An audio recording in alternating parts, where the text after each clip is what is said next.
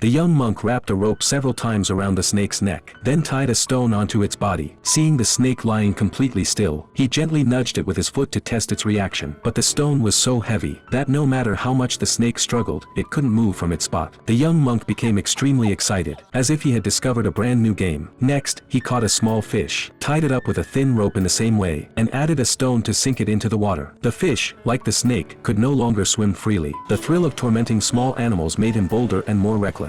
Then he caught a little frog, repeating the same process and putting it into the river. Watching the frog struggle to swim, the young monk let out a strange laugh, completely unaware that his master had quietly been standing behind him the whole time, watching everything. Late at night, the master quietly tied a stone onto the young monk's back. He wanted the monk to feel what the animals had gone through. The next morning, the young monk cried, carrying the heavy stone, begging his master for help. Without looking up, the master said, "You know how hard it is to carry weight, but have you thought about the pain those little animals went through? If you want this stone removed, first go and untie the animals. If even one of them has died, this stone will stay with you forever." The young monk hurried back to where he had caused harm the day before, only to find the fish had sadly died, and he had no choice but to bury it in tears. Luckily, the frog was still alive, so he quickly untied it and let it go. But when he reached the snake, he found it had already passed away. The young monk stood there, overwhelmed with grief, crying out in despair. The master thought he was truly remorseful, so he removed the stone from his back, not realizing that this mischievous monk's nature was deeply stubborn, and a small punishment like this could never really change him.